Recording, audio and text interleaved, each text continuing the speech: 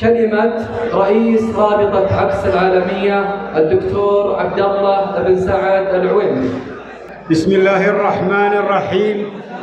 الحمد لله وحده، والصلاة والسلام على من لا نبي بعده، سيدنا ونبينا محمد بن عبد الله، النبي العربي الأمي الأمين، عليه أفضل الصلاة وأتم التسليم. أيها الحفل الكريم، شيوخ بني رشيد وأعيانها ووجهائها وشعرائها، الإخوة رجال الصحافة والإعلام، أيها الحفل الكريم، السلام عليكم ورحمة الله وبركاته. باسم كل من حضر من مختلف محافظات مناطق المملكة وخارجها، تقديراً وإكباراً للشاعر والراوي المؤرخ ناصر بن عياضة بن عجوين الرشيدي. وباسمكم جميعاً نقدم أسمى عبارات التهاني والتبريكات لابنه الشاب اليافع عبد العزيز، داعين المولى جلت قدرته أن يوفقه وأن يجعله زواجاً مباركاً وذرية صالحة. أيها الحفل الكريم، الوطن هو المتصدر دائما وأبدا لكل فعاليات مناسباتنا الخاصة منها والعامة، وشعارنا دائما في رابطة عبس هو الوطن ثم القبيلة، مقدمين الولاء للوطن والوفاء لقيادته الحكيمة. وعلى قول الشاعر شاعر الوطن مساعد الرشيدي رحمه الله، ولا شك أن الشاعر هو لسان حال قومه، يقول: وطن يسعد صباحك يا وطننا والعمار فداك، تباكرك الرعود أو ينثني لك غصن بارقها، وطن يسعد مساك، الشمس ما غابت تبي فرقاك، تعدت للمغيب تخبره عن طيب مشرقها.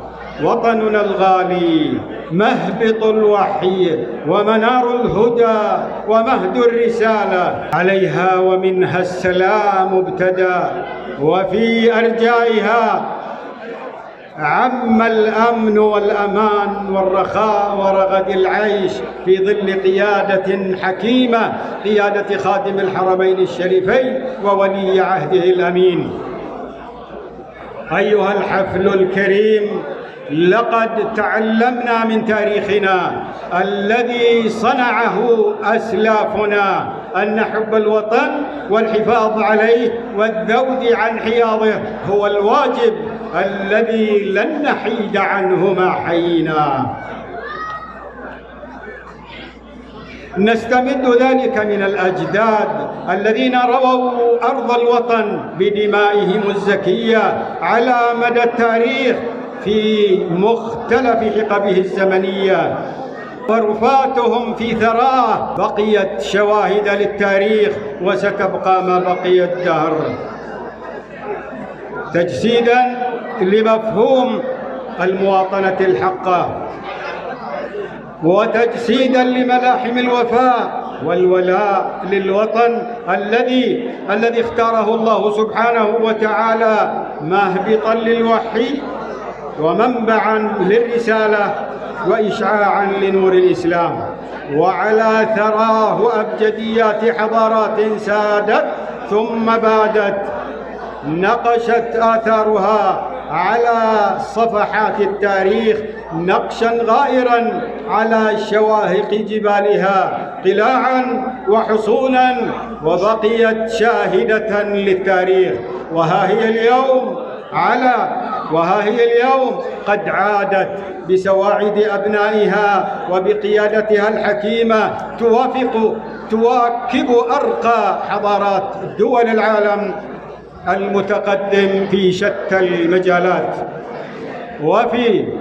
وفي وطن الأصالة والشموخ، وشعب يتمتع بالقيم والشيم والشجاعة والكرم في ظل شريعة الإسلام. إن القبيلة وهي وحدة في بناء الشعب، وهي قيمة ثقافية وأساس شامخ وأساس راسخ للوطن، تساهم مع غيرها من مكوناته في مسيرة البناء والتنمية والتقدم والرقي في آفاق الحضارة، إلى آفاق الحضارة. أيها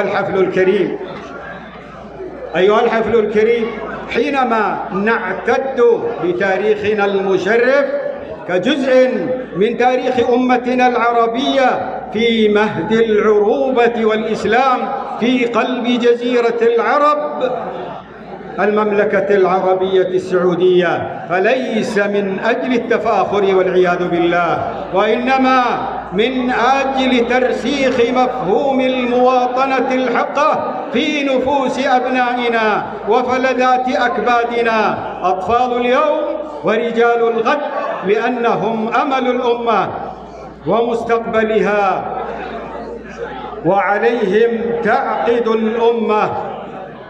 وعليهم تعقد آمالها في قادم أيامها. وقد ورثوا المكارم والخصال الحميدة من آبائهم وأجدادهم وتاريخ أسلافهم، وكما ورثوه سيورثونه لأحفادهم من بعدهم، وهكذا تتصل حلقات التاريخ، وهكذا تتصل حلقات سلسلة التاريخ. وقبائل بني رشيد العبسية وهي جمرة ولدت من جمرة، وهي جمرة العرب، عبس الغطفانية القيسية المضرية النزارية المعدية العدنانية كما أوردها القلقشندي، وهي إحدى قبائل جزيرة العرب المشهورة. وقد يتساءل سائل: ما معنى جمرة العرب في التاريخ؟ الجواب: الجمرة عند العرب في الجاهلية هي القبيلة لا تحالف في حروبها، بل تعتمد على قوتها لوحدها. والجمرات عند العرب 3 وقيل 4. قال الشاعر لامي ابن حية: لنا جمرات ليس في الأرض مثلها، كراما وقد جربنا كل التجارب، نمير وعبس يتقى بفنائها، وضبة قوم بأسهم غير كاذب. وقيل 4: نمير وعبس وضبة والحارث. وقبائل العرب غائرة جذورها في منابت أصولها بجزيرة العرب، تحفظ الأرض وتسون العرض، وتعتد بمكارم العرب ومفاخرها. ومنذ أن منح النبي صلى الله عليه وسلم الرايات لوفود القبائل بعد فتح خيبر وغزوة تبوك، ومنها وفد قبيلة بني عبس الغطفانية، وقد كان رابع الوفود كما جاء ذلك في كتاب الطبقات الكبرى لابن سعد المتوفى سنة 230 للهجرة. قدم وفد بني عبس من مضاربها في بلاد غطفان التاريخية، وجذورها الراسخة في أعماق منابت أصولها باقية تحفظ العهد وتفي بالوعد. وعلى مر العصور حتى ظهر صقر الجزيرة المغفور له الملك عبد العزيز طيب الله ثراه لتوحيد صفها ويقيم دولتها. وتحت رايته راية التوحيد ارتفعت رايات قبائل بني رشيد المتوارثة من راية أسلافهم وفد بني عبس التي منحهم إياها النبي صلى الله عليه وسلم كغيرها من القبائل سارت خلف رايته طيب الله ثراه، راية التوحيد، فتحقق الهدف وأنشأ دولة المملكة العربية السعودية، وارتفعت راية الوطن خفاقة، واجتمع الشعب والأمة تكاتفا وتعاضدا ووحدة صف خلف قيادته الحكيمة، قيادة من الله بها على هذا الوطن، انتهجت شرع الله منهجا ودستورا. وحين تشرف فروع قبائل بني رشيد العبسية بعدد من البيارق تحت راية الملك الموحد، وثق أكثرها في دارة الملك عبد العزيز. لا شك أنه الواجب الذي يحتمه علينا ديننا الذي هو عصمة أمرنا، وكغيرها من القبائل في هذا الوطن المعطاء قدمت قبائل بني رشيد، قدمت قبائل بني رشيد العبسية التي تتواجد في مواطنها المعروفة في 3 مناطق من مناطق المملكة العربية السعودية: منطقة المدينة المنورة، ومنطقة حائل، ومنطقة القصيم، وغيرها في الحجاز وفي مختلف بلدان وطننا الغالي. قدمت أروع الأمثلة في التضحية من أجل الوطن، وذلك من مختلف فروعها. قدمت الشهداء على حدود الوطن، وحينما أشاد بهم الوطن وثق أسمائهم على نواصي شوارع مختلف محافظات المناطق تخليدا لأفعالهم المشرفة، فحق لنا الفخر بهم رحمهم الله. قال شاعر الوطن مساعد الرشيدي: يا ولد عبس لقال الوطن شكرا، قل فديناك لا شكرا على واجب. إن هؤلاء الأشاوس، إن هؤلاء الأشبال الذين دونت أسماؤهم على نواصي شوارع الوطن هم من أولئك الأشاوس الذين خاضوا غمار المعارك تحت راية الملك عبد العزيز طيب الله ثراه لتوحيد أجزاء الوطن. وهكذا يحل في عرين الأسود أشبالها. يقول الدكتور عبد الرحمن الفريح أستاذ التاريخ وعضو مجلس الشورى سابقا في إحدى المناسبات، متحدثا في مناسبة يوم التأسيس في إحدى المناسبات الاجتماعية عن دور قبائل بني رشيد مع الملك عبد العزيز طيب الله ثراه في حملته التاريخية لتوحيد أجزاء الوطن. تناقلت كلماته وسائل التواصل الاجتماعي مشيرا إلى إحدى مواقف قبائل بني رشيد، فقال: وكانت غزوة البيارق الرايات، فكان لأمراء بني رشيد 5 أو 6 بيارق في تلك الحملة، فكان الإسهام الوطني لبني رشيد مؤثرا وبالغا. لقد سجلت قبيلة بني رشيد المستوى الثاني في تلك الحملة، نشر ما تم فيها في صحيفة أم القرى عام 1351 للهجرة.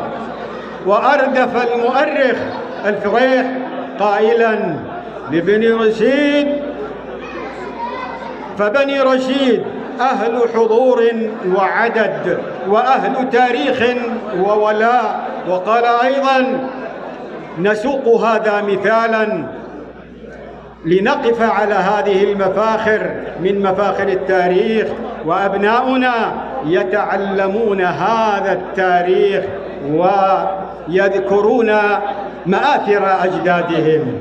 فقلت شاكرا للفريح: هذا هكذا تسير الأحفاد على خطى أسلافهم.